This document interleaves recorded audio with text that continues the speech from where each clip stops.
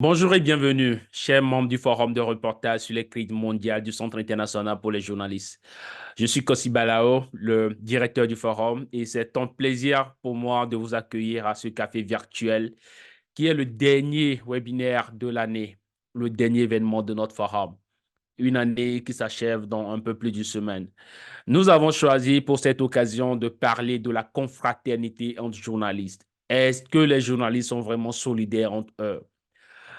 Est-ce qu'ils entretiennent réellement des relations étroites fondées sur le soutien mutuel?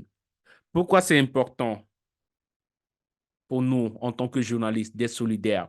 Comment faire régner la confraternité? La solidarité est une arme pour les journalistes, une arme contre les forces qui tentent de nous réduire au silence. Cette solidarité est plurielle.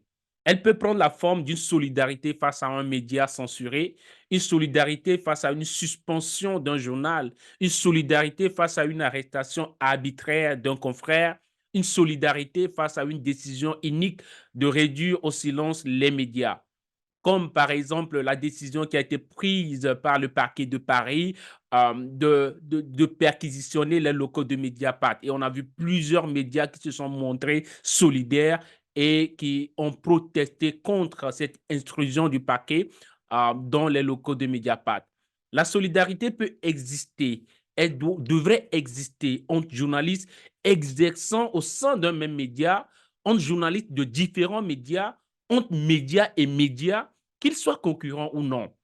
Parce que nous défendons tous en tant que journalistes l'intérêt général ou le droit du public à une information juste.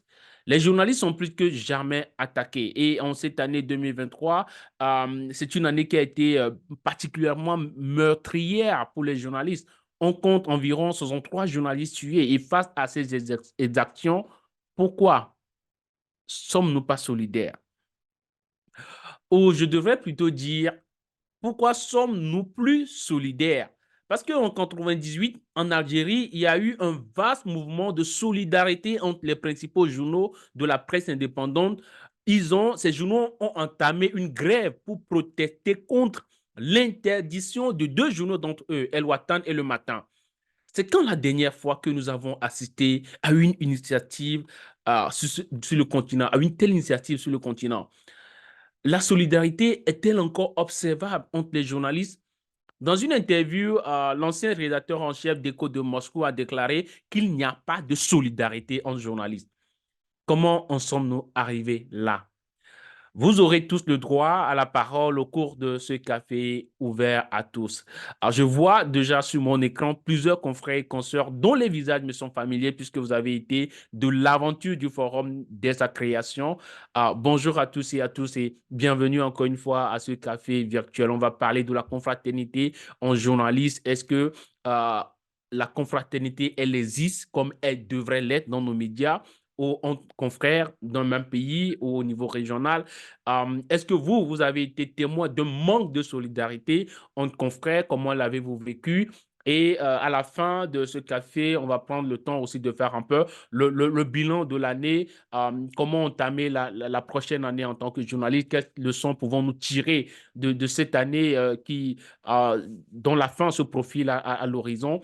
Je vais vous passer la main pour que vous puissiez afficher votre écran, votre vidéo, votre caméra et aussi prendre la parole. Je rappelle, comme nous avons l'habitude de le faire, tout le monde ne peut pas parler en même temps. Si quelqu'un veut prendre la parole, la personne peut juste lever la main et voilà. En tant que modérateur, je lui donne la main. Je vais coordonner un peu cela pour que nous puissions entendre celui qui parle et celui qui s'exprime. Nous avons deux invités, Ruth Koutemba et aussi Bessie François. Vous serez avec moi à la fois panéliste et modérateur. C'est vrai que c'est un café virtuel, mais il y a des questions des confrères que je vais vous renvoyer pour que vous puissiez aussi répondre. Déjà, je commence, je vois ici Adrienne, promouvoir au rang de panéliste, Alphonse au rang de panéliste, Bessie au rang de panéliste, Edith, Ferdinand, Gloria, Martial et Ruth. N'hésitez pas à allumer votre écran, activer votre écran pour qu'on puisse se voir et discuter ensemble. Déjà, la première question que je pose à Monsieur Bessie François. Bessie François, bonjour déjà, pour commencer. Votre micro n'est pas activé, vous pouvez. Voilà. Edith. Bonjour Edith. Je salue deux personnes à la Bonjour, fois. En attendant que Bessie. bonjour, Bonjour, comment bonjour ça va? Koussi, bonjour, Comment ça va? ça va, ça va. C'est bientôt la fin d'année. Voilà. Ouais. On est là, Bessie François, bonjour. on est là. Bonjour Comment aussi. ça va? Oui, ça va très bien. On peut se tutoyer au cours de ce webinaire et on est entre confrères et Donc, il n'y a pas de problème. c'est un café dont j'imagine que nous sommes tous dans un café en train de prendre, voilà, le café ou un verre de jus, ça dépend. Dites-nous, Bessie François, vous êtes basé dans quel pays? Je n'entends plus. Alors, je demande, tu es basé dans quel pays? Allô? Est-ce que tu m'écoutes? Nous avons raté, Moi, je suis au... voilà, peut-être que c'est un problème de connexion Internet. Bessie François, bonjour. Bonjour. Voilà, la question que je posais tout à l'heure, c'est de savoir, tu travailles à partir de quel pays? Tu es basé dans quel pays?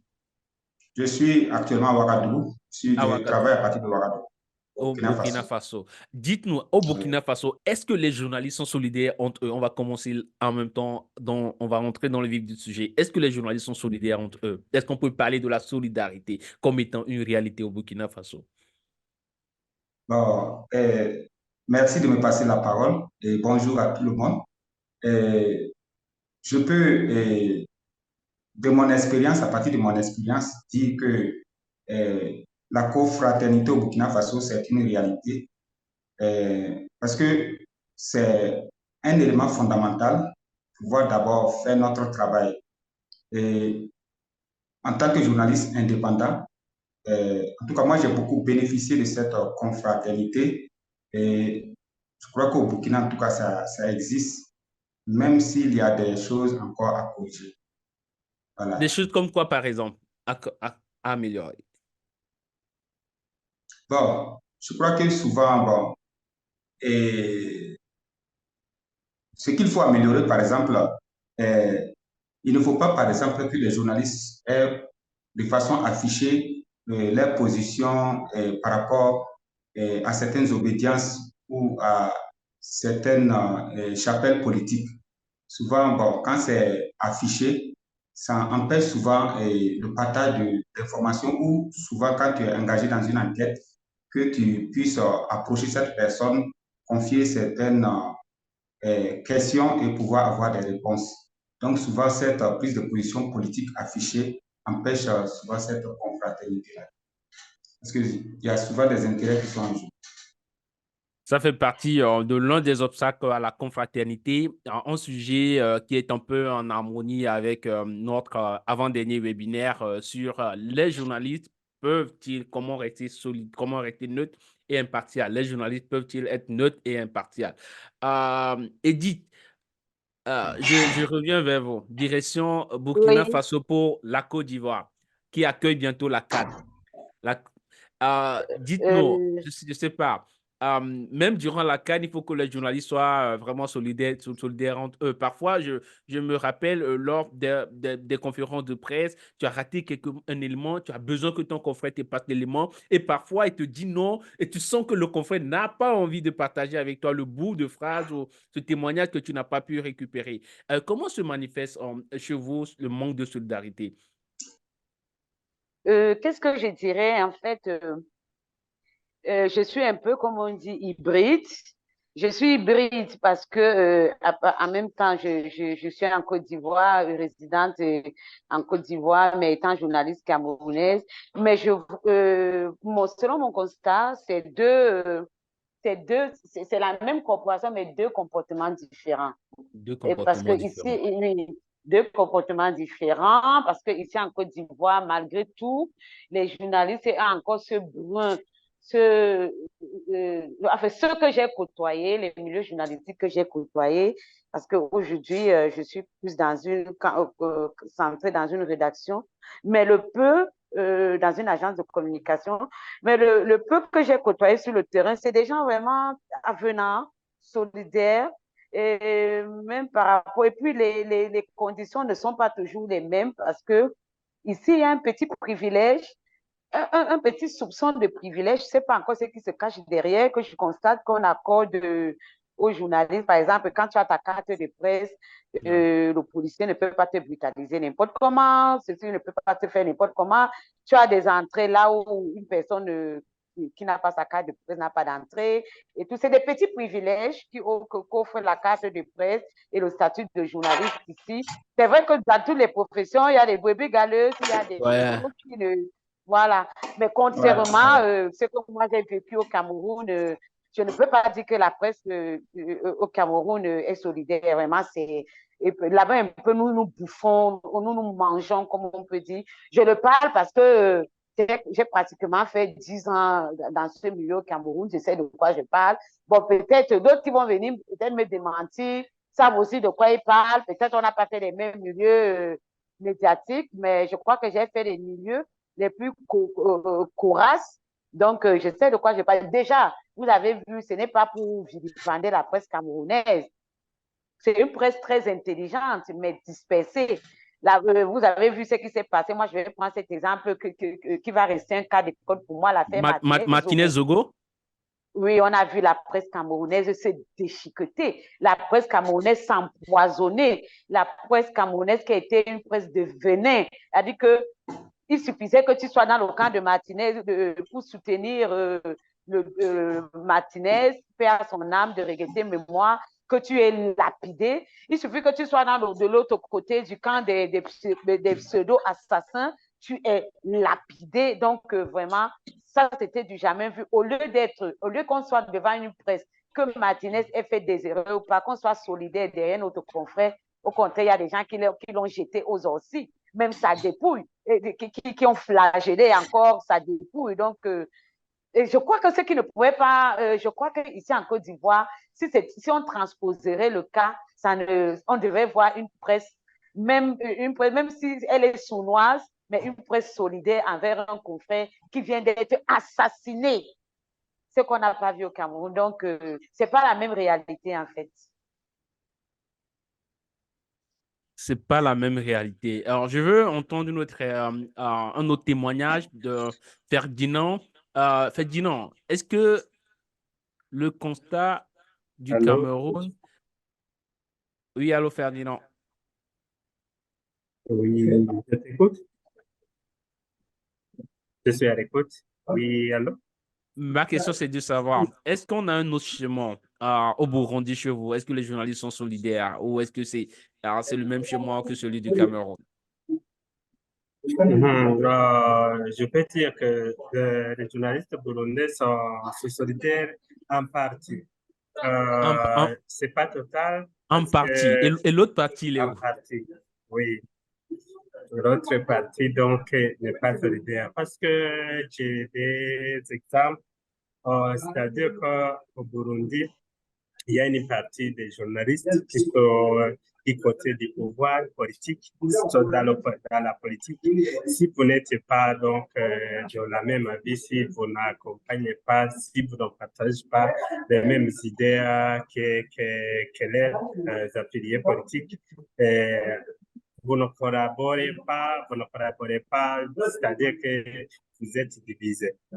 C'est parce que nous avons plus de 30 médias, les radios plus de 30, et les journaux en ligne aussi, les presse écrite, imprimés qui sont entre 3 ou 5. Mais si tu vas compter comment ils partagent leurs idéaux, comment ils se soutiennent dans les difficultés, tu trouves qu'il y a donc une décalage.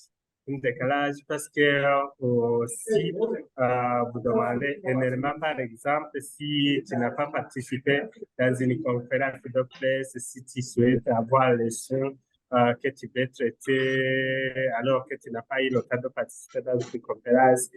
Il y a des journalistes qui ne partagent pas donc les éléments, alors que ça, ça devrait être un élément à vous aider à rédiger votre article. Mais si ne partagez pas, vous comprenez qu'il n'y a pas donc de la solidarité. Et je peux dire qu'il y a de la solidarité lorsqu'il y a un journaliste qui est attrapé, donc un journaliste qui est porté disparu. Ça, il se manifeste une petite donc confraternité qui montre qu'il y a une petite solidarité. Mais il compte à voir si tu n'es pas de l'opposition, par exemple, du côté des partis politiques de l'opposition, si tu participes souvent dans des activités qui sont organisées par le parti qui est au pouvoir, c'est-à-dire quelquefois, ils se montrent solidaires, mais c'est pas total. Je peux dire qu'il n'y a pas une solidarité totale, mais on essaie de vivre, on essaie de combattre pour qu'il y ait une solidarité, il y ait une donc, confraternité. Oui, yeah, c'est ça. C'est ce que Merci je veux dire. beaucoup, Mais Ferdinand. Cher confrère Alphonse, j'aimerais bien t'entendre aussi sur le sujet. Adrienne également est là, du Cameroun, j'aimerais t'entendre aussi. Euh, la confraternité, lorsque par exemple il y a des manifestations politiques, vous voyez des journalistes se regroupent entre eux, ils sont ensemble, ils essayent en fait de sauver leur peau ensemble parce que en ces moments on a besoin vraiment d'être protégés, d'aller ensemble. Mais il y a des situations dans lesquelles les journalistes ne sont vraiment pas solidaires. Il y a cet exemple que la consoeur Edith vient de nous donner. Il y a eu un autre exemple que j'ai vécu personnellement lors d'un échange avec un confrère. Et je pense que c'est ça qui m'a amené à me dire pourquoi en sommes-nous arrivés là. Je partage avec vous ce qui s'est passé récemment lors de l'arrestation de deux confrères ici au Togo. Et j'ai discuté avec un confrère qui me dit, mais attends, aussi, ils méritent d'être emprisonnés, ils doivent être là parce que je me dis, mais comment un journaliste peut-il se réjouir de l'arrestation d'un confrère? On dit souvent, bon, on le dit dans les expressions familières que voilà, le linge sale se lave en famille. On est confrères, on est journalistes, on est appelé à se soutenir. On fait tous le même travail, l'information juste et impartiale. Mais comment en sommes-nous arrivés à ce niveau où on se déteste tellement? Aujourd'hui, nos ennemis sont nombreux. Les ennemis des journalistes sont nombreux. Il n'y a pas que les autorités, il y a aussi les lobbies. Il y a plusieurs entités aujourd'hui qui veulent réduire les journalistes au silence. Je dirais même que la désinformation est un ennemi de notre métier parce qu'ils ne travaillent pas pour les journalistes, mais contre les journalistes. On a aujourd'hui l'intelligence artificielle qui vient, qui s'amène comme une menace. On a tellement d'enjeux auxquels nous faisons face, mais comment se fait-il qu'au-dedans, en tant que journaliste aussi, on ne prend pas en compte ces réalités et on est plutôt satisfait de l'arrestation? Donc, enfin, je me suis demandé comment cela se fait.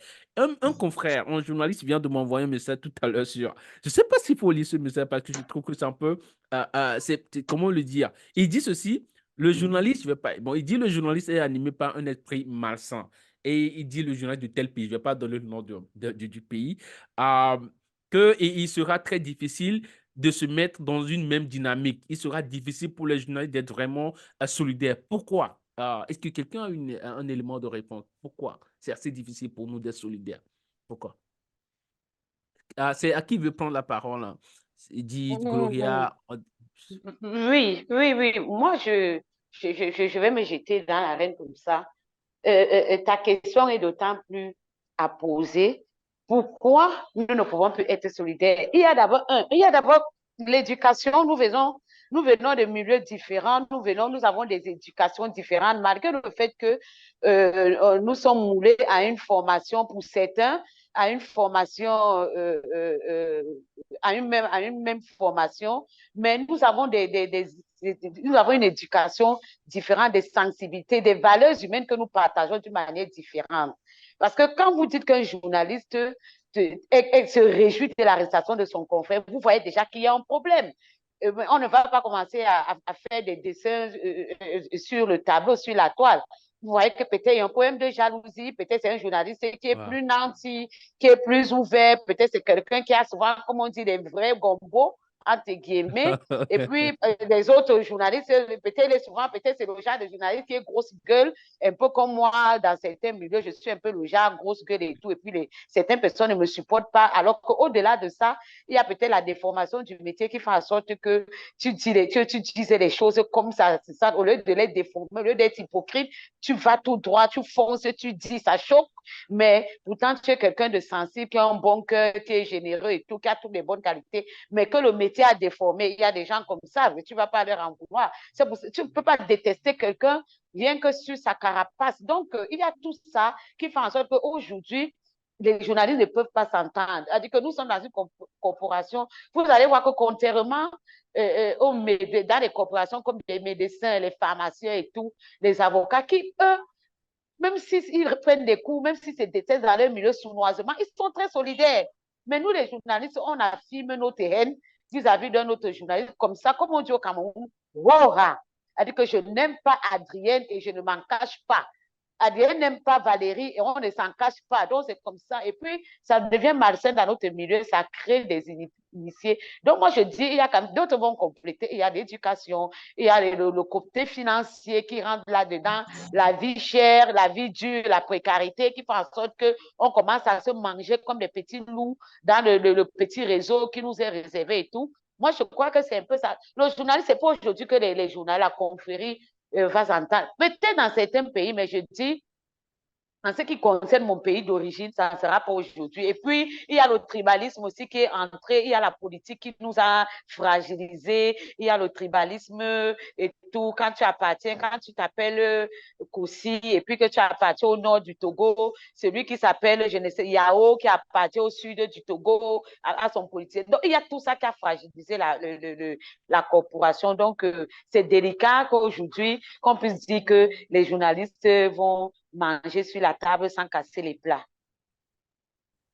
Bonjour tout le monde. Bonjour Romulus, comment vas-tu? Vous m'entendez? Parfaitement bien. Oui, alors je salue tous les confrères, toutes les consoeurs qui sont déjà passés avant moi. Alors pour répondre à la question de notre président Kossi, je dirais déjà tout part d'où elle s'est arrêtée, les positionnements. Aujourd'hui, il y a des positionnements vraiment à toutes les échelles, si bien que on a des journalistes qui soutiennent clairement tout ce qui est mauvais, peut-être en fonction d'où ils vont émarger. Ouais, la consoeur l'aînée évoquait le cas de notre collègue Martinez Zogo qui a été assassiné. Vraiment, il y a eu une indignation générale dans la corporation, dont personne n'était fier qu'il meure. Mais il y a des gens qui, parmi nous, se disaient, bah, il a eu ce qu'il cherchait. Chacun trouvait, pour ceux qui avaient un intérêt particulier, un argument pour démontrer qu'il a fouillé où il ne devait pas fouiller, il a dit ce qu'il ne fallait pas dire, il a fait ceci, il a fait cela. Et la division dans les médias, pour parler du cas du Cameroun que moi je connais un peu, vraiment ça part de tout ça. Vous voyez, il y a des jours, quand vous parcourez les unes le matin, vous allez voir, il y a clairement des oppositions en fonction des choix de chacun. Il y a certains qui soutiennent un postulat pendant que d'autres le démontent de fond en comble. Vous voyez, c'est très difficile que vous voyez des journalistes du même pays, dans certains cas collaborer. C'est pas vraiment très commun dans vraiment à certaines échelles, vous voyez, parce que il y a tellement de démultiplication dans les groupes organisés. Vous voyez, si par exemple on se penche, il y a une organisation qui s'appelle le réseau qui permet à des confrères de se retrouver. Il y en a plus de Cameroun.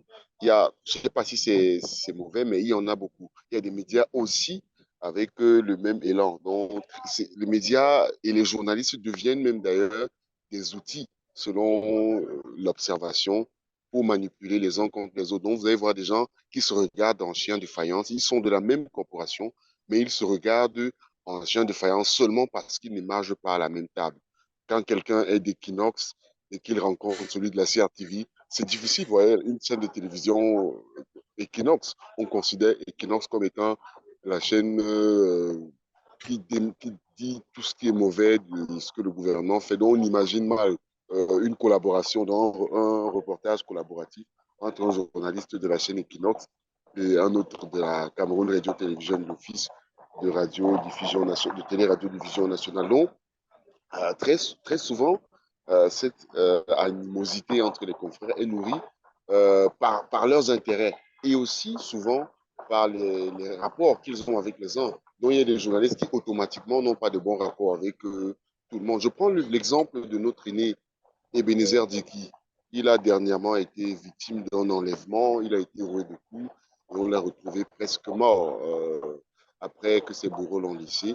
Il y a eu une indignation, on va dire, générale de la presse. Donc, il n'y a personne qui a dit qu'il a cherché, parce que lui, quand même, il est peut-être comme beaucoup dans la trame de ceux qui considèrent, qui sont un peu comme neutres. Mais il y a certains journalistes qui sont, on va dire, proches des décideurs, qui vont toujours trouver à dire non, il ne devait pas faire ci parce que l'aîné expliquait en réalité qu'il a réalisé des enquêtes dans la région de l'Est où il mettait à nu certains conflits fonciers et il a eu des menaces des ressortissants de cette partie du pays estimaient qu'il n'avait rien à dire dans une affaire qui ne concerne pas sa région.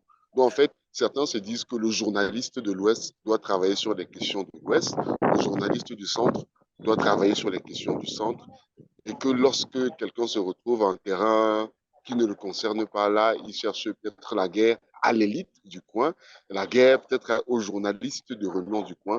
Donc, vous voyez, c'est à ce point qu'on en est. Tribalisation, les intérêts, il y a ceux qui sont proches du pouvoir, d'autres qui sont neutres, certains qui sont à cheval, et ça fait C'est, qu'ils ne peuvent pas monsieur, s'entendre. monsieur Romulus, je ne te coupe pas la parole, mais c'est tellement Oui. bizarre en fait d'entendre que des journalistes en fait imposent des limites à d'autres journalistes, leur demandant, ce n'est même pas ça la loi de la proximité qu'on nous demande, c'est pour les lecteurs, c'est pour nos éditeurs. Je comprendrais si ce sont peut-être nos publics qui nous demandent de couvrir tel sujet, si ce sont nos lecteurs ou nos téléspectateurs, et que ce soit des journalistes qui définissent des limites à d'autres journalistes, leur interdisant s'ils sont au centre, de ne pas couvrir les affaires du Nord. Je ne sais pas.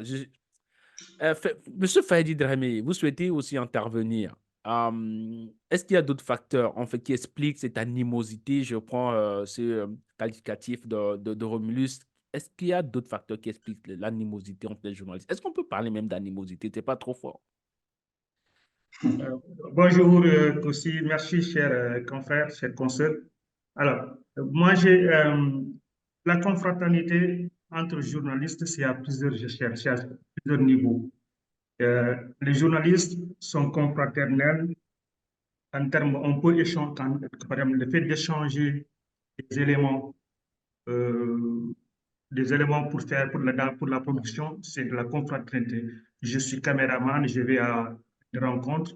L'autre n'a pas été là-bas, c'est une conférence publique, c'est pas une enquête. Donc, je peux lui passer des éléments. L'essentiel, c'est de mentionner que cet élément appartient à Westaf ou appartient à tel quoi. Donc, ça, c'est à un niveau. L'autre niveau, ça peut être aussi, on soutient à un confrère qui est en difficulté, en difficulté avec la loi, en difficulté avec les autorités. Parce que ce qu'il ne faut pas oublier, nous avons comme ce qui constitue la base du journalisme, c'est la liberté d'expression. Dans cette liberté, chacun a un ton. Maintenant, il y a les fondamentaux du journalisme sur lesquels il faut qu'on s'accorde. On ne peut pas, par exemple, moi, je passe tout mon temps à insulter les gens sans preuve, sans fondement. Je dis que j'ai fait du journalisme. Ça, c'est de l'activisme peut-être.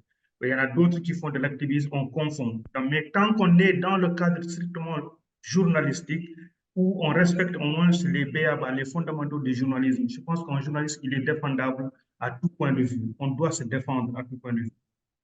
Il y a cela. Il y a également le fait de se soutenir mutuellement sur le plan social.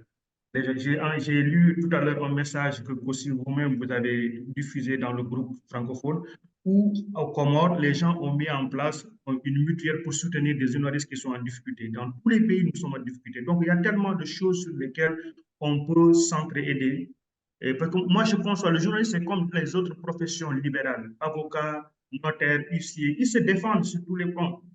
Mais quand il s'agit, quand quelqu'un est en faute, il y a toujours, comme on dit, un crime n'est jamais parfait. Tous les criminels doivent être défendus devant la loi. Donc, en tant que journaliste, on doit se défendre. Maintenant, si on a des problèmes sur le fondement, les fondamentaux, je pense qu'il y a des organisations, il y a des structures qu'on a mis en place dans chaque pays, en tout cas dans beaucoup de pays, il y a des structures où on peut aller se parler les yeux dans les yeux pour dire, oui, Faïdi, ce que vous faites, ce n'est pas des journalistes, ce n'est pas bon. Mais quand on est sur la place publique, je pense qu'on doit se défendre. Parce que si on ne se défend pas, on se fragilise. Si on se fragilise, on est à la portée de tout, je ne dis pas des ennemis, mais on est à la portée de tous les autres qui ne veulent pas qu'on soit unis. Et toutes les corporations libérales s'unissent de cette manière. Ils se défendent sur la place publique et à l'interne, ils se disent les vérités dans les yeux. Merci. Merci beaucoup, cher confrère Dramé. Je lis ce commentaire posté par le confrère Alphonse Kenlogo du Togo. Je parie qu'il y a des confrères togolais aussi qui nous suivent et qui vont peut-être réagir. Il dit, on ne se déteste pas. Chacun sauve ses moyens de subsistance. Au Togo, la précarité fait que de nombreux journalistes sont obligés de suivre des chapelles et des obédiences politiques. Cela fait en sorte que l'on ne s'appelle confrère que lorsque les intérêts sont séquentes. Mais sur des questions comme l'arrestation, les crises, les gens sont obligés de se positionner en fonction de là où ils émergent. Même si, au fond, ils sont conscients qu'ils peuvent être victimes demain de la même situation. Et voilà, monsieur, confrère Alphonse, vous touchez un vrai point. Ils peuvent être victimes demain de la même situation. Et c'est au nom, en fait, de cela que nous sommes obligés d'être vraiment confrères, de se soutenir, d'être solidaires. Parce que l'arbitraire n'a pas de couleur. L'arbitraire, les situations où vous avez des journalistes qui sont arrêtés de façon arbitrairement, cela arrive à des journalistes qui pensaient ne jamais se retrouver en prison. Mais lorsqu'il y a une situation d'arbitraire, il faut la dénoncer et il faut s'épauler, il faut se soutenir. Ne pas penser que ce qui arrive à l'autre confrère ne peut pas m'arriver. Parfois, je pense que c'est un point sur lequel on devrait vraiment inciter. Ne pas croire que vous êtes à l'abri de l'arrestation, vous êtes à l'abri de ce qui arrive à l'autre confrère. Et au nom de cela, nous devons nous mettre vraiment, vraiment ensemble. Edith, je vois que tu veux ajouter quelque chose. Je te laisse la parole. Non, j'étais juste en train d'acquiescer pour dire que ce que Alphonse a dit, c'est tout à fait ça, ça fait partie des creusets. C'est tout à fait ça. En fait, chacun sauvegarde son gombo, je l'ai dit tout à l'heure. Chacun sauvegarde sa puissance, ses moyens de subsistance. Donc, selon le bord où tu appartiens, attends, quelqu'un va te dire que c'est pas ça qui apporte le riz, c'est pas ça qui remplit la marmite, et c'est pas ça qui paye le loyer. Donc, on a des termes et tout, et puis qui font en sorte que on dira à ce qui arrive à l'autre. Mais un adage dit chez nous, à l'ouest du Cameroun, que la maladie qui est arrivée au cacao peut être la même maladie qui va arriver au café demain. Donc, c'est mieux déjà de traiter la maladie du cacao. C'est-à-dire que quand le cacao est malade, il faut déjà pulvériser pour que la maladie là ne peut pas attraper le café parce que c'est les mêmes, ils sont dans le champ ensemble. Donc, c'est le même truc, ça va les attraper et on va perdre les récoltes. Donc, c'est pour dire que nous ne pensons pas qu'on a tué Martinez, Zogo, ou bien, je pense que moi, ça me choque jusqu'à présent et bientôt on va faire le problème. Je suis toujours choquée de cette affaire. Donc, on ne croit pas parce qu'on a arrêté tel journaliste aujourd'hui, même s'il a fauté, même s'il a fait, et que moi, je vais me réjouir, c'est bon, vraiment, machin, ceci. Demain, je ne sais pas là où je vais tomber, je ne sais pas là où je vais glisser, je ne sais pas le faux pas, je ne sais pas qui je vais croiser sur mon chemin parce que je lui aurais sorti peut-être un petit filet, un petit coup de gueule dans un petit filet et que le gars est plus fort que moi. Il vient, il m'arrête, il me bastonne bien. Et puis, qu'est-ce que je vais dire? Qu'est-ce que j'attendrai d'autres collègues, d'autres confrères? Rien. Puisque moi, je n'ai jamais manifesté je ne me suis jamais indignée contre la situation de l'autre. Pourquoi vous voulez qu'on s'indigne contre ma situation? Donc, c'est un peu ça. Alphonse a raison. Voilà. Merci beaucoup, Edith. Bissi François, je voudrais bien te passer la parole, mais j'ai vu la main levée de Adrienne Ngono du Cameroun aussi. Elle n'est pas basée en Côte d'Ivoire comme Edith, mais elle est au Cameroun sur place. Bonjour, Adrienne. Oui, bonjour, merci beaucoup. Au nom de la confraternité, la connexion Internet a décidé de me déranger. Mais là, ça va, je pense que ça va un peu. Bon, ce que je vais dire, c'est que je dis bonjour aux confrères et consoeurs qui écoutent l'émission et qui interviennent. Je suis très contente des différentes réactions. Et j'ai suivi celle du Cameroun, de ceux qui sont camerounais. Je dis oui, ils ont raison, que ce soit Romulus et Edith. Ils ont raison. Mais moi, je vais dire que j'ai été surprise par le soutien de certains confrères lorsqu'on m'a interpellé chez moi. Et on m'a gardé à vue au commissariat il y a de cela, je crois, 5 ans. Un matin, on m'a interpellé. J'ai eu juste le temps d'envoyer un message à mon directeur de publication à l'époque, qui a envahi la toile avec. Et puis, au bout de quelques minutes, plusieurs journalistes sont venus au commissariat demander qu'on me libère. Et les policiers eux-mêmes ont eu peur. Ils ont dit vraiment, il semble qu'il y a un journaliste qu'on a arrêté là, il faut le laisser sortir, sinon on ne va pas s'en sortir. Mais quand je dis plusieurs journalistes, c'était moi je vais dire la confraternité et la solidarité sont, comment je vais dire ça, en fonction des affiliations, hein, des affinités. Voilà, c'est le mot. Et des valeurs, sont leurs valeurs, En fonction sont leurs valeurs des affinités et des des réseaux. affinités qu'ils ont Parce avec que toi. ceux qui sont venus étaient beaucoup plus ceux de la presse dite privée.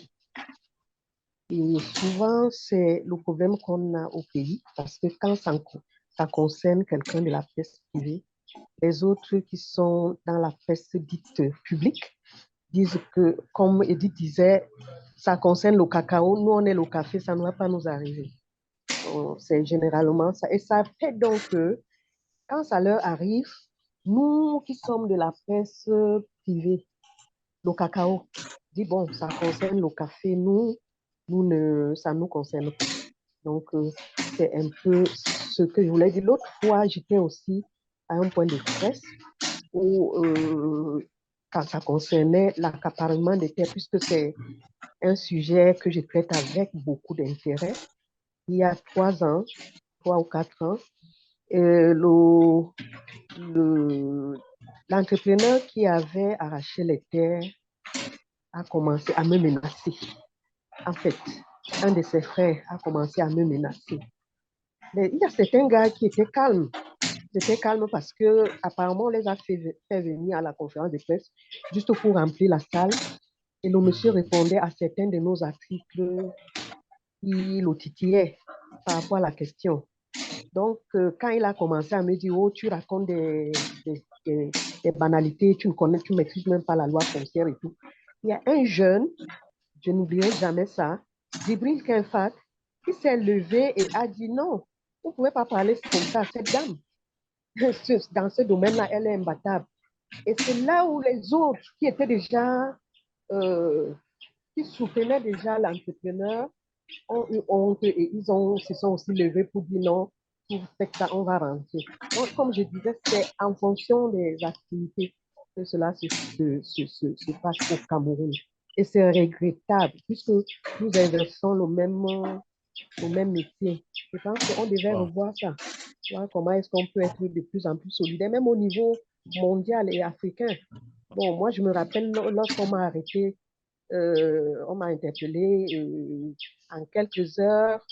Je n'ai même pas passé 1 heure là-bas, mais il y avait déjà une mobilisation au niveau mondial.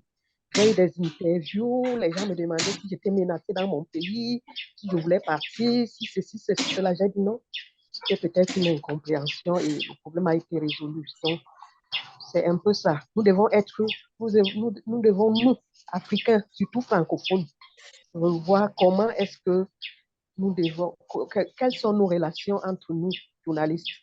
Il y a une solidarité entre les avocats. Pourquoi pas entre les médecins? Pourquoi pas entre nous? Bon, merci. Merci beaucoup. Il y a un fait qui m'a beaucoup touché et je pense que c'est la première conférence à laquelle j'ai participé et j'ai eu envie de pleurer. C'était en 2019 à Hambourg, en Allemagne.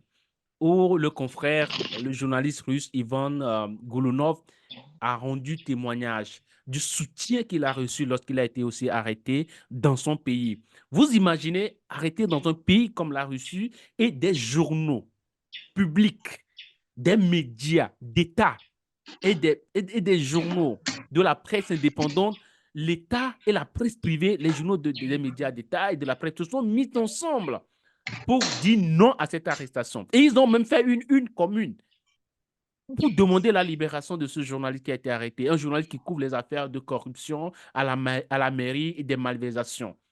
Et les médias d'État. Je ne dis pas que ce sont seulement les médias privés, mais à la fois les médias d'État, la presse, les deux presses se sont mis ensemble pour demander. Et je me demande, est-ce que cela, il y a parmi nous ici des aînés, des journalistes qui travaillent depuis 1990, est-ce qu'on a déjà vu ça ici, dans nos pays? Ou quand on prend par exemple le cas du confrère Martinez Zogo, des confrères qui ont été arrêtés ici au Togo, au Pape, au Sénégal, que des médias d'État et des médias privés se mettent ensemble. Pourquoi on n'a pas ça? C'est pas beau, ces confrères. Non, est-ce que je peux répondre? Bien sûr. Je peux réagir aussi? Bien sûr, vas-y. Oui, moi, je vais dire que je ne sais pas. Peut-être que les médias qui travaillent pour la presse étatique, hein, on va dire ça comme ça, reçoivent certaines consignes. Parce que vous allez même voir que lorsque ceux de la presse privée dénoncent, on va prendre le cas de Martinez Ogopé à son âme, qui dénonçait, il faisait des dénonciations. Lorsqu'il dénonce, normalement, quand vous avez une situation comme celle-là, vous aussi intéressez-vous à ça, essayez de dénoncer. Non, il ne dénonce pas. Ça part de là.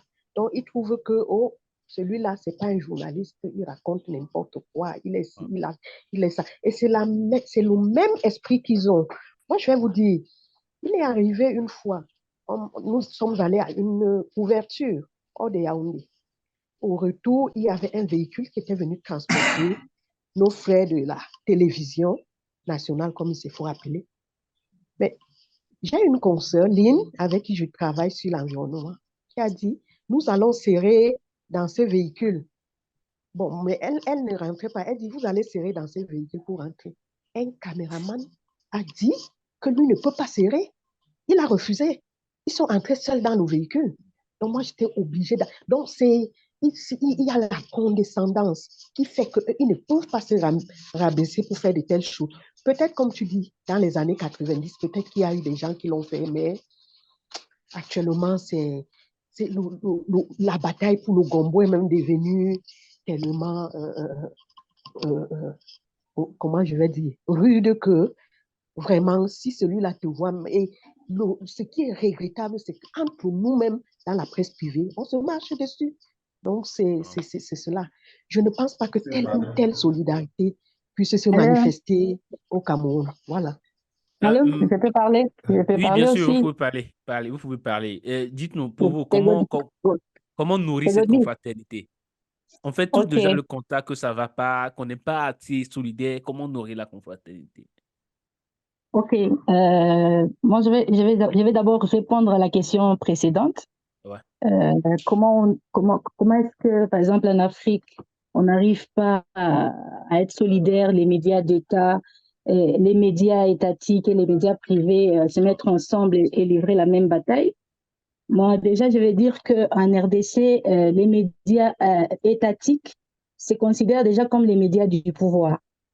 Et donc, dans la mesure où ils sont des médias du pouvoir, ils ont du mal à s'allier avec les autres médias. Donc, ça, c'est déjà un point.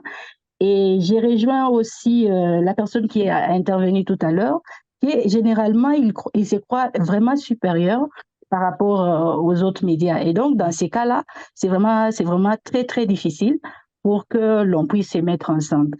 Mais j'aimerais quand même relever un point. Moi, je suis de la RDC, mais je vis à Lubumbashi. Mais je vais quand même relever quelque chose de très positif au niveau de notre ville, Lubumbashi. Pour ce qui est des arrestations, lorsqu'un journaliste est arrêté, dans la ville où moi je suis, les journalistes sont très, très solidaires. Donc, il suffit tout simplement qu'on lance l'alerte.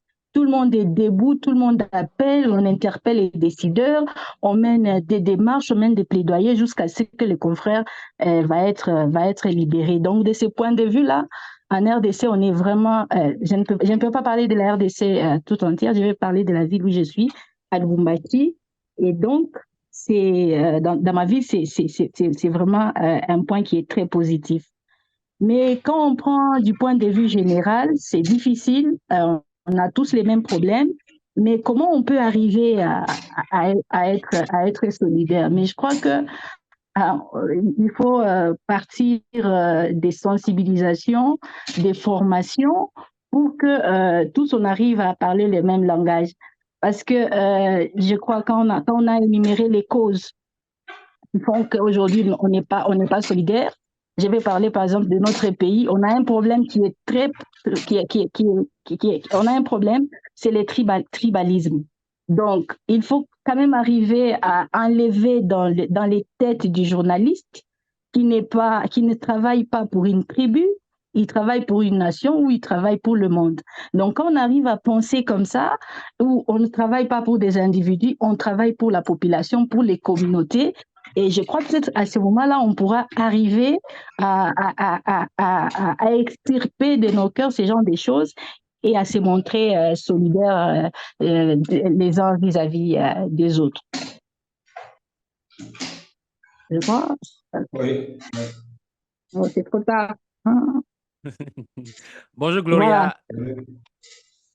Oui, bonjour Kossi, bonjour à tous. Comment nourrir la J'espère confraternité, que... chère Gloria? Ou est-ce Mhm. qu'il faut déjà commencer par assainir la profession? Eh bien, assainir la profession, mais qui va accepter de partir et qui va aussi accepter de rester là, c'est la question. Personne ne veut abandonner parce que la question déjà de l'assainissement, nous l'abordons depuis un peu longtemps, mais notre profession, notre chère profession attire de plus en plus de personnes. Alors c'est quand même compliqué de résoudre ces problèmes par l'assainissement de la profession. Mais comme personnellement je suis à Lubumbashi, comme mon aîné d'église vient aussi de le dire, je suis à Lubumbashi comme elle en RDC. Nous avons par exemple des activités qui nous rapprochent davantage. Alors peut-être amplifier ces genres d'activités, c'est par exemple on a des organisations comme des cafés de presse autofinancés par les journalistes auxquels nous abordons certaines questions. Et à ce genre d'activités, on essaye quand même de nourrir cette confraternité, de nous rapprocher davantage, de soulever des véritables problèmes qui nous rangent. Et si, par exemple, on amplifiait ces genres d'activités, je crois qu'on peut quand même nourrir cette confraternité. Mais le plus grand problème aussi, c'est qu'aujourd'hui, les journalistes, parce que vous savez que, comme dans mon pays, hein, la politique, Wow. en politique, c'est là quand même qu'il y a beaucoup d'argent, on doit se le dire. Alors, les journalistes qui rapportent l'actualité politique, par exemple, ont tendance aussi à s'affilier à certaines tendances politiques et tout d'un coup, ils deviennent des politiques carrément. Et c'est sur ces genres de questions qu'on est souvent divisé. Et donc, parfois, quand pendant cette période électorale, on compte moins des journalistes. C'est vrai, tout le monde se dit journaliste, mais on en compte moins. C'est carrément des militants des partis politiques qui se tiraient à longueur des journées dans différents espaces, sur différentes plateformes. Il y a vraiment pas, je veux dire que cette solidarité, et pendant ces temps, dans mon pays ou même dans ma vie, elle est vraiment fragile. Et donc, je crois, par exemple, qu'il y a aussi un autre événement que je vais quand même soulever, toujours à Lubumbashi, c'est un marathon de la presse. C'est vrai, c'est un événement de loisirs, c'est un événement où on essaie un peu de se divertir, mais c'est important, c'est des événements au cours desquels les journalistes se rapprochent encore et on essaie de nourrir la confraternité. Il y a encore peut-être un autre point qui nous divise, c'est le partage d'opportunités. Hein. Et donc, parfois, c'est des intérêts qu'on essaie juste de protéger. On n'est peut-être pas au départ, on est solidaire, mais quand il y a, par exemple, des opportunités dans lesquelles on est habitué à être appelé, on est habitué à figurer, et on voit un autre confrère ou une consoeur s'approcher, on veut protéger ses intérêts, on ne veut pas voir une autre tête. tout d'un coup, on est prêt un peu à tout. Personnellement, j'ai quand même, je vais pas dire été victime, mais j'ai déjà vécu cela, hein, à plusieurs reprises. Donc, c'est un peu ça. Mais moi, je trouve juste que c'est dans nos régions respectives, si on essayait d'organiser des événements qui nous rapprochent davantage, on peut nourrir cette confraternité. Vous savez, parfois, on a aussi des illusions, hein. C'est des illusions sur des personnes, sur ce qu'ils sont, alors qu'en réalité, ils les sont pas quand on est que là en train de parler sur des plateformes virtuelles. Et les jours où on se rencontre comme ça en face, on se dit que, écoute, moi, je pensais que tu n'étais pas du tout ce que tu es. Et puis, voilà. Moi, je crois que on peut peut-être procéder ainsi pour nourrir cette confraternité. Mais sinon, de manière générale, elle est fragile, cette confraternité. Voilà. Merci. Bon, merci beaucoup, Gloria. Bonjour, cher confrère Ignace Bidi. Je présume que vous êtes en Côte d'Ivoire. Je vous pose la même question. Comment honorer vraiment la confraternité? Comment renforcer la confraternité entre confrères? Gloria vient de proposer, par exemple, des activités culturelles où les journalistes peuvent se rencontrer et nouer des liens. Est-ce qu'il y a d'autres pistes de solutions? Je vous pose cette question, mais ça brûle en moi de dire encore ceci. L'exemple du confrère Ivan Golunov de la Russie m'a beaucoup marqué. À chaque fois que j'en parle, c'est avec beaucoup d'émotion parce que c'est l'une des rares fois que j'ai vu non pas seulement des médias officiels, mais comme je l'ai dit, des médias de la presse privée, mais il y a eu aussi des responsables politiques, des artistes qui ont apporté leur soutien à ce confrère. La pétition qui a été lancée a été signée par plus de 66 000 personnes. Vous voyez, le confrère ne peut qu'être libéré. Vous voyez, la masse de personnes. Tout c'est ce monde-là qui a demandé à ce que le confrère soit libéré. Pourquoi on n'a pas ça? Pourquoi on n'a pas ça chez nous? Confrère, comment nourrir cette confraternité? Bonjour. D'accord. Oui, bonjour chers confrères, je suis Bidi Ignace, je suis journaliste et directeur de publication de Super. Je suis vraiment intéressé par la question parce que elle est une réalité dans notre milieu. Mais je voulais commencer par dire que la solidarité, elle est régie par les fondements même de notre métier. Ouais. Voilà. Parce que Ouais. quand vous épousez une ligne éditoriale, dites-vous que vous mettez dans un secteur, n'est-ce pas, des relations, d'abord des relations sociales, mais des relations entre confrères. Ça, c'est clair. Du coup, vous n'êtes pas catalogué, mais vous êtes rangé quelque part. On vous considère comme soutenant une cause ou bien un principe donné. D'abord, cette adhésion à la ligne éditoriale fait de nous des concurrents. Fait de nous des concurrents, fait de nous des adversaires, c'est un peu plus loin, fait de nous des adversaires. Et puis, finalement, parce que nous courons toujours après l'exclusivité, voilà, parce qu'on court toujours après l'exclusivité, qu'on est tenu de protéger notre information, la façon de la recueillir, la façon de la traiter, surtout, on nous jalouse forcément parce qu'on a mieux que les autres. Du coup, nous posons non pas un ennemi, mais nous posons un adversaire. Et ça joue beaucoup sur nos relations. Et j'ai entendu quelqu'un dire la déformation professionnelle. Oui, ça part de là. Si vous suivez un sujet, vous êtes en train de traiter un sujet et qu'il arrive des problèmes, qu'il survient des problèmes, dites-vous que vous ne serez soutenu que par ceux avec qui vous partagez la même ligne éditoriale, ceux avec qui vous partagez les mêmes opinions, les mêmes concepts politiques ou économiques, et ainsi de suite. Ça, c'est dû au fait que nous évoluons dans un milieu qui est en griffe, égoïste. Mais à partir du moment où il existe des associations, où il existe des réseaux, le plus important, c'est de promouvoir la solidarité employeur-journaliste. Et ça, j'y tiens. Parce que quand un journaliste a un problème, si vous avez remarqué, et selon les différents exemples que vous avez cités, quand un journaliste a un problème, c'est beaucoup plus ses confrères qui interviennent. C'est beaucoup plus ses confrères qui activent des réseaux de journalistes. Et le bruit qu'on entend, c'est-à-dire la solidarité, pour le dire, ce sont les confrères qui la manifestent. Mais pas, vous ne verrez pas, dans rare des cas, vous verrez des employeurs soutenir pleinement le journaliste. Et ceux qu'on voit le plus, ce sont ses confrères. Donc, à ce niveau, je me dis que la solidarité dans la corporation des journalistes, elle est une réalité. Sauf qu'aujourd'hui, il est important de sensibiliser les journalistes. Il faut vraiment les sensibiliser. Il faut leur dire d'exercer leur métier tel qu'on l'exerce. Parce que à force de cultiver des travers de ce métier, de se livrer à des affinités parfois politiques vraiment exagérées ou économiques vraiment exagérées, à force parfois de faire un griffe du faux, mais ils finissent dans des situations dans lesquelles ils se retrouvent pratiquement seuls. Donc, pour moi, le souci se trouve beaucoup plus à comment pratiquer le métier. Mais ce n'est pas parce que j'épouse une ligne éditoriale que mon confrère épouse une autre ligne éditoriale qu'on est adversaire, on est ennemi. Non. S'il a des soucis, il va de soi que je le soutienne. En tout cas, en Côte d'Ivoire, la solidarité, cette solidarité journalistique, oui, elle existe. Elle existe, c'est vrai. Parfois, il y a eu des situations où, soit en temps de crise, certains ont réalisé que toute la corporation des journalistes n'était pas unie. Oui, ça a été des soucis qu'on a relevés, c'est vrai. Mais il faut vraiment exercer son métier comme nous l'apprenons dans les universités, dans les instituts, dans les grandes écoles. Il faut vraiment respecter le fondement de son métier. Et je pense que de cette façon, bon, cette solidarité dont on parle, elle sera beaucoup plus une réalité. Mais il faut surtout éviter de tomber dans les travers. Hein?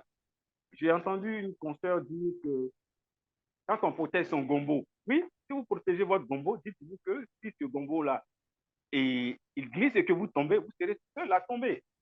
Il ne faut pas. Le métier a des règles. Il faut respecter les règles de ce métier. En même temps, oui, dites-vous que si vous vous engagez dans les travers, oui, vous allez assumer ce... Voilà. Il y a des gens qui font chanter, jusqu'aujourd'hui encore, il y a des journalistes qui font chanter des opérateurs économiques sur des faits qui n'existent pas. Alors que nous sommes tenus par la sacralité des faits. Tant qu'un fait n'existe, tant que quelque chose n'existe pas, ne vous y engagez pas, ne le traitez pas. Ne fabriquez pas des choses pour fatiguer des investisseurs. Non, on ne le fait pas. Monsieur Bidi, si vous le faites, est-ce que... le monsieur, il est plus fort que vous. Monsieur Bidi, j'ai cette question si vous le que faites, je voudrais il est vraiment vous déterminé poser. à vous poser des ennuis, bon, vous allez en avoir. Est-ce que vous est arrivé en voyant les comportements de certains journalistes de vous dire celui-ci ne mérite pas d'être journaliste? Est-ce que vous avez déjà eu cette impression une fois?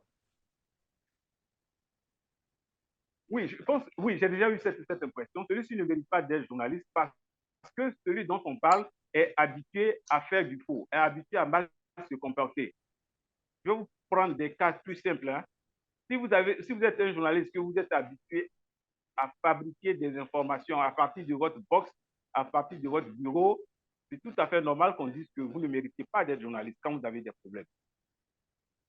Est-ce qu'on se comprend? Si vous êtes un journaliste sérieux, il n'y a pas de raison que la société ne reconnaisse pas votre sérieux. C'est tellement logique. Il faut être sérieux dans son travail parce que ce métier-là, il ne faut pas laisser la société dire que c'est de la débrouillardise. Non, ce n'est en rien de la débrouillardise. Le métier de journalisme est régi par des principes très clairs qui sont appris à l'université, qui sont appris dans les institutions. C'est vrai, certains se plaisent à dire on vient au journalisme et tout le monde peut venir au journalisme. Mais quand vous venez au journalisme, que vous n'avez pas appris les fondamentaux et que vous avez appris sur le tas, mais exercez de façon professionnelle. Voilà. Exercez de façon professionnelle.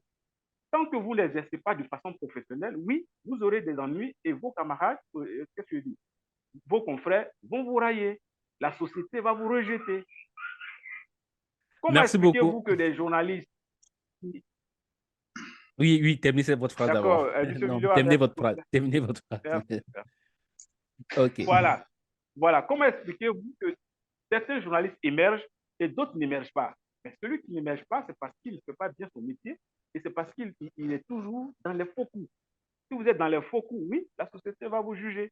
Vos confrères vont vous juger et demain, si vous avez des problèmes, vous serez seul. Donc, c'est un peu ça ma conception. Merci beaucoup pour cette contribution, cher confrère Ignace. Je veux lire ce commentaire envoyé par le confrère Ken Logo. Alphonse, ce serait possible, quand je posais la question de savoir pourquoi les médias étatiques et privés ne se mettent pas ensemble pour défendre le droit des journalistes, il dit ceci, ce serait possible quand les médias de la presse publique ne seront pas simplement considérés comme des fonctionnaires publics. Il faut les doter d'un statut particulier pour qu'ils n'aient pas de compte à rendre à l'autorité publique. Si un journaliste togolais de la fonction publique a un problème, nous pouvons les défendre dans les médias privés, mais le contraire n'est presque pas possible. Il faut qu'on parvienne par ailleurs à créer des organisations communes, des organisations qui regroupent les journalistes de tous les pays, de tout le pays, et non des organisations corporatistes. Au Togo, il y a trop d'organisations de presse, de la presse publique, 3 ou 4 actuellement et une dizaine dans la presse privée. C'est problématique. Ça, c'est un autre fait où des journalistes, à son temps, on crée une association. Il y a tellement d'associations. Finalement, on ne les retrouve pas, on ne sait pas ce qu'ils font. Et c'est souvent des associations pour emprunter cette expression-là à Edith. Voilà, c'est compliqué. C'est tellement compliqué. Alors? Oui, allô, Fadi. Je peux réagir? C'est un peu comme si nous dévoilons un peu, tu vois, on est en train de dire, c'est glissant, mais c'est compliqué. Oh là là. Les journalistes. Mais Kossi, je pense que le dernier intervenant, M. Dibi, c'est bien lui. Il a résumé la chose de très belle manière. Le problème de la profession, c'est que le journalisme, voilà une profession, même dans sa définition, elle est tautologique. On va vous dire de manière tautologique, le journaliste, c'est celui qui gagne 60% de ses revenus dans le métier. Les 40%, c'est où? C'est vague. C'est très vague. Et pour résoudre le problème, pour au moins trouver des solutions, comment le faire? Parce que nous sommes dans une profession qui est polluée. Dans beaucoup de pays, aujourd'hui au Togo ou au Sénégal ou dans n'importe quel pays, pour créer un cabinet d'avocats, ce n'est pas qui veut créer un cabinet d'avocats qui crée. Ce n'est pas qui veut être avocat qu'il est. Il y a des règles. On passe par des concours, ainsi de suite. L'État même régularise tout cela. Pour être notaire séparé, pour être huissier séparé, pour être médecin séparé, c'est régularisé. Il y a des règles qui sont là. Mais nous, dans nos pays, n'importe qui peut devenir journaliste. Je crée mon site, je le fais. Alors, pour régler le problème, je pense qu'il faut réglementer la profession. C'est le problème. Et c'est les États, les autorités qui doivent nous aider. Malheureusement, eux, elles y trouvent leur compte. Plus tout le monde peut, n'importe qui peut parler, plus c'est mieux pour le politicien ou bien pour l'homme d'affaires. Quand c'est bon, ils vous applaudissent. Quand ce n'est pas bon, voilà, on vous met sur la roche papienne.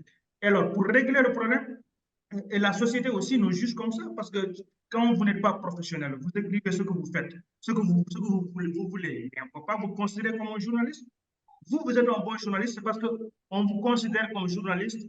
Si vous êtes à ICFJ comme directeur de programme là-bas, c'est parce que vous êtes journaliste, reconnu comme tel par les pairs. Nous tous, dans chaque pays, on sait qui est bon journaliste, qui ne l'est pas. Tout le monde le sait.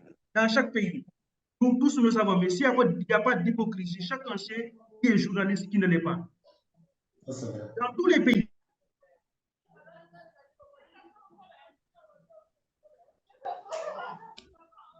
Confrère Mahamadi Sebogo du Burkina Faso, vous avez la parole.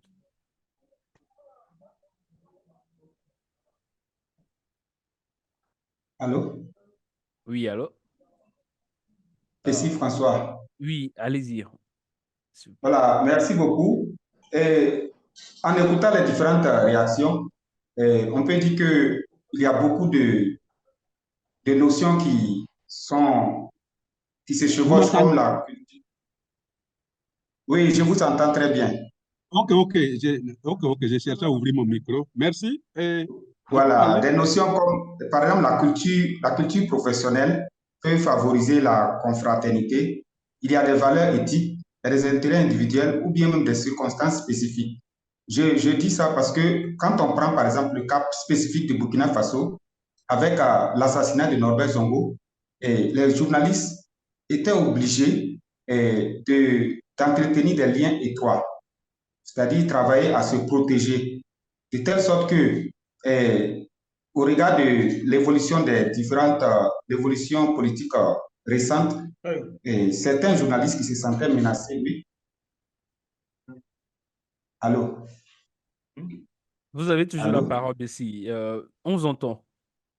Voilà, les journalistes qui se sentaient menacés ont tout simplement publié des choses sur leur page Facebook et d'autres journalistes ont relayé cela parce que, bon, ce qui est arrivé à Norbert Zongo, on ne le souhaite pas et il faut déjà commencer à mettre des balises pour que, en tout cas, dans cette confraternité-là, chacun puisse trouver son compte.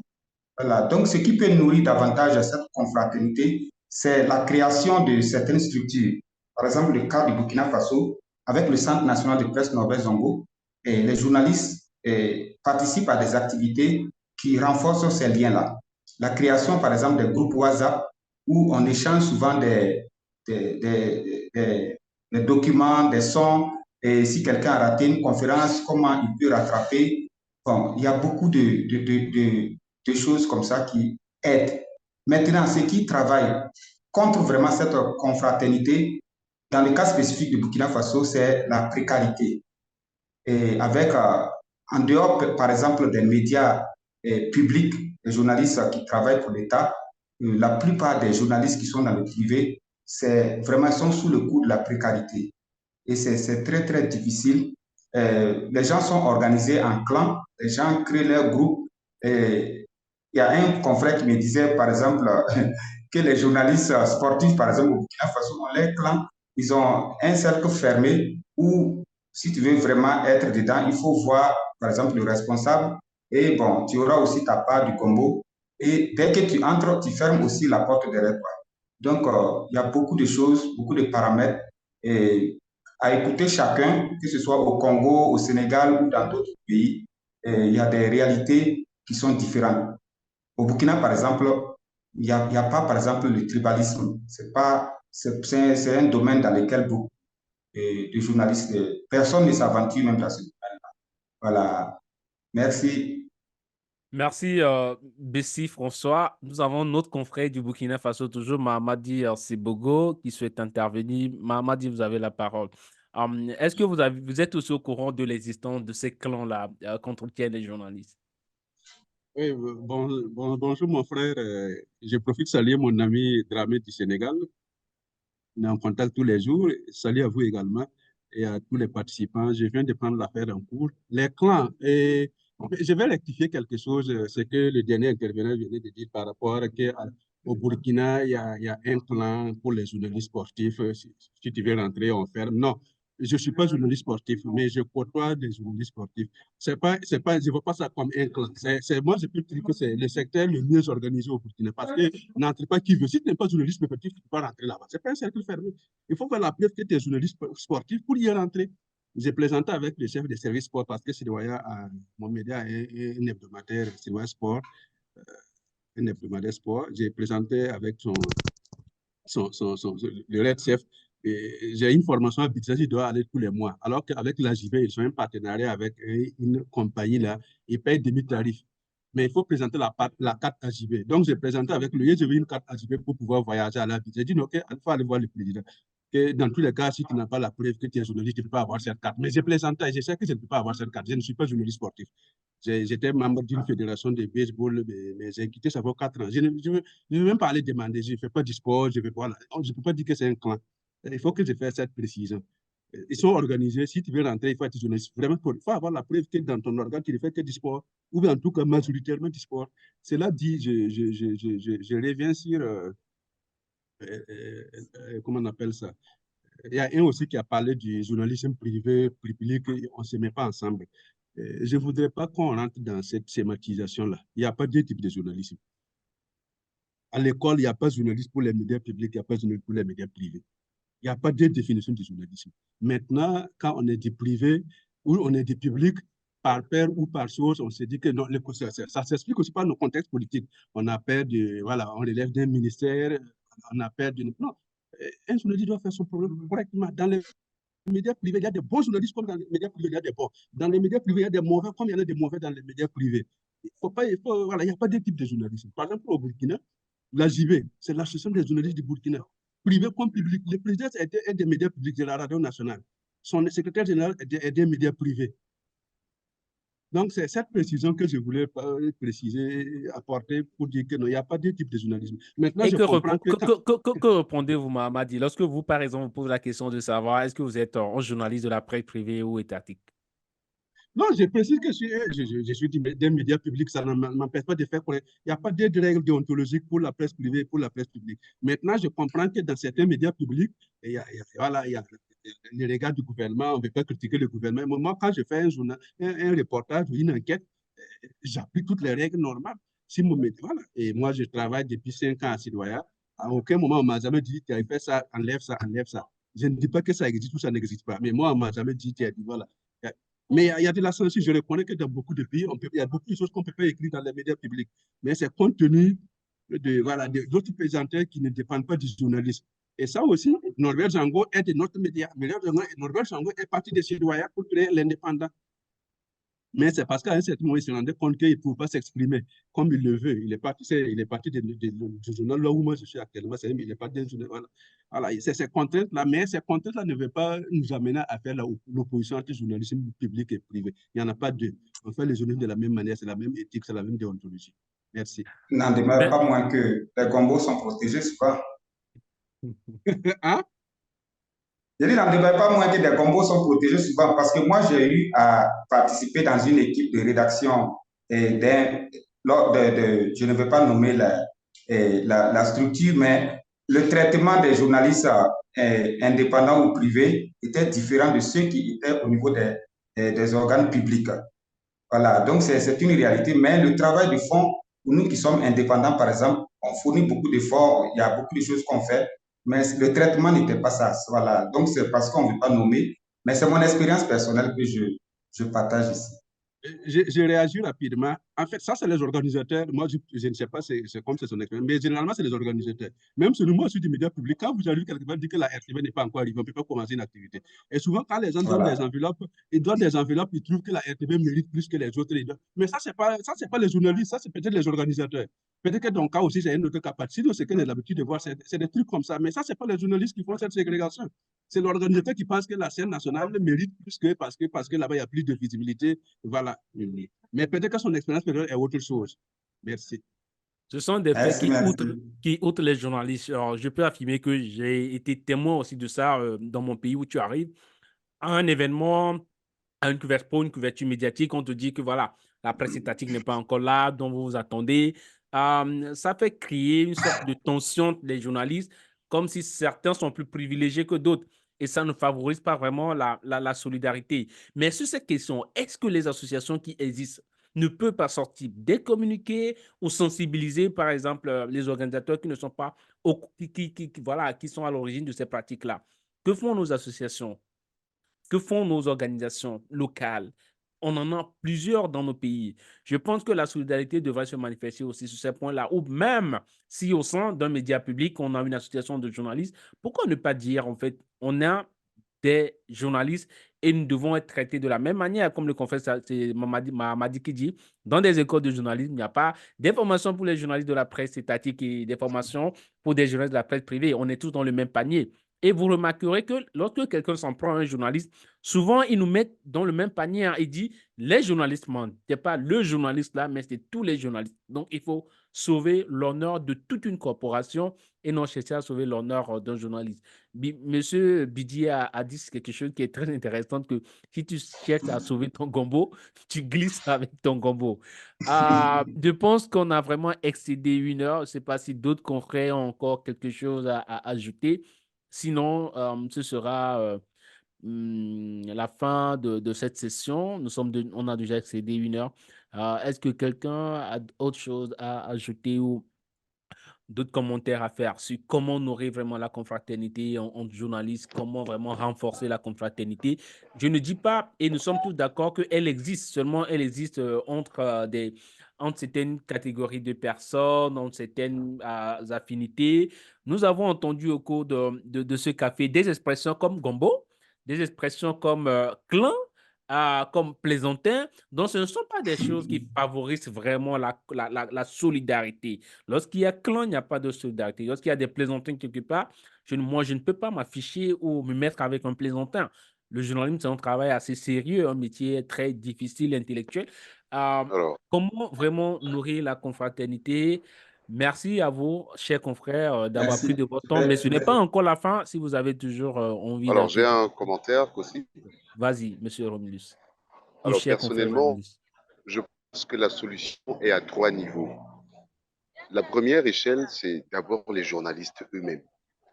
Nous devons nous demander où est-ce que nous allons dans ce schéma qui n'est pas à notre avantage, quand déjà notre profession est l'instrument des hommes politiques, ce n'est pas à notre avantage. Donc nous devons nous ressaisir, considérer le plus important, ou justement le gombo qui fait glisser beaucoup de journalistes dans l'erreur et dans l'antiprofessionnalisme, si j'ose le terme.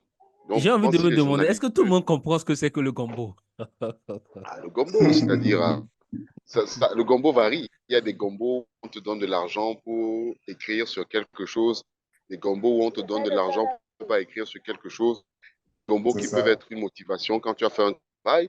Donc, vraiment, il y a plusieurs types de gombos. Donc, il y a le mauvais gombo surtout, celui où le journaliste perd son essence, il perd sa liberté. Et c'est ce gombo-là qu'on doit combattre. Parce que Donc pour moi, Romus, ce n'est pas il y a mauvais. des bons gombos.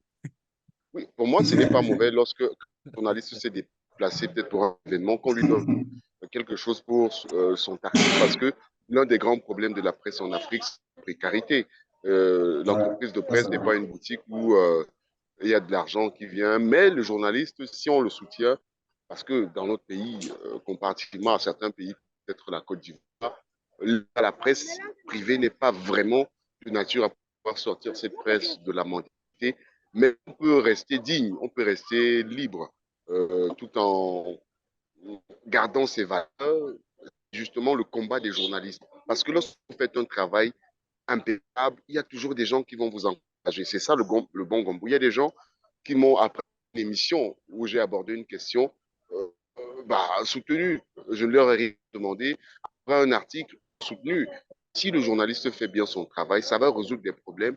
Et qui dit problème résolu dit forcément des gens qui sont satisfaits. J'interpelle au premier niveau les journalistes à sauvegarder leur profession. Parce que vous imaginez, si on est, disons, une profession de spécialiste de santé et que tout le monde commence à se lancer dans notre profession, surtout au Cameroun, même un prisonnier peut devenir journaliste lorsqu'on ne demande pas un extrait de casier judiciaire. Donc, si on ne travaille pas à garder la profession fermée à tous les plaisantins en restant professionnel et exigeant, ben, ça va devenir n'importe quoi. Le deuxième niveau, c'est l'État. L'État doit cesser parce qu'il y a, à ce qui me revient, des hommes politiques, des officiels qui créent des usines de production des unes et des journaux factices pour le simple fait de pouvoir créer une sorte de, je sais pas quoi, déséquilibre, une sorte de déséquilibre permanent. Donc, lorsqu'il y a une information qui a été révélée, on s'arrange à ce qu'il y ait également une tendance qui va démentir cette information-là. Donc, l'homme politique, je ne sais pas comment c'est un combat des journalistes justement, mais le politique doit comprendre qu'en faisant ainsi, on tue la profession. Il n'y a plus de crédit. Lorsqu'une presse n'est pas crédible, où est-ce qu'on va? On va écouter qui? On va se dire non, il publie ceci parce qu'il est proche de tel, il publie cela parce qu'on lui a donné de l'argent. Et pourtant, un journaliste peut rester libre et servir même son pays parce qu'il y a un devoir de ne pas, c'est pas quoi, ternir l'image de son pays pour le symbole. Donc, le troisième niveau, c'est justement le public. Le public doit être regardant sur ce qu'il lit. Parce que vous voyez, ici, par exemple, vous avez des gens qui encouragent les anti-modèles, qui encouragent ceux qui passent dans l'antiprofessionnalisme. Il y aura cette tendance. Lorsque le public se dit non, je ne veux pas de cette presse nauséabonde, lorsque le public rejette ce qui n'est pas bien, surtout que c'est nous qui avons à tout le moins eh bien, ça peut changer quelque chose. Voilà ce que moi je pourrais dire. Merci, cher Monsieur confrère Kossi. Romulus. Je viens d'écouter la voix de quelqu'un tout à l'heure. Bessie. Bessie. Oui. Bon, vous avez parlé par rapport dans les jours à venir ou bien dans des prochains moments, ce serait bien d'encourager ce type d'activités comme les échanges que nous avons. Parce que j'ai écouté des Congolais, des Ivoiriens, des Sénégalais et je vois que les réalités sont vraiment différentes. Mais dans les échanges, ça donne une certaine envie de vouloir faire mieux le travail, de comprendre que ce qui ne va pas ici, ailleurs, ça va. Et en échangeant, chacun peut trouver une idée pour mieux se préparer dans son contexte précis et pouvoir mieux faire le travail, s'inspirer des expériences des autres. Je suis déjà allé, par exemple, en Côte d'Ivoire et de la façon dont j'ai été accueilli, c'est vrai que c'était un court séjour, mais j'ai vu qu'en Côte d'Ivoire, je peux dire que les journalistes sont un peu mieux traités là-bas qu'au Burkina Faso, par exemple. Voilà, surtout pour la question de la précarité, par exemple. Mais à travers ces échanges que nous avons eus, dans un court instant, je vois qu'il y a beaucoup de choses encore à faire pour nourrir vraiment cette confraternité. Et ces choses-là, ce sont ces genres d'échanges que nous venons d'avoir. Merci.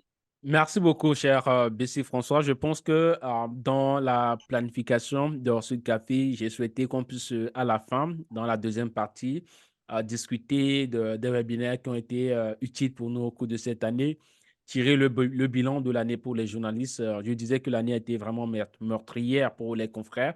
Ce sont 3 journalistes tués. Comment aborder l'année 2024? Mais je pense que on va programmer ce webinaire pour le début d'année 2024, tirer les bilans de l'année écoulée et voir comment entrer dans cette année nouvelle et comment mieux changer les choses.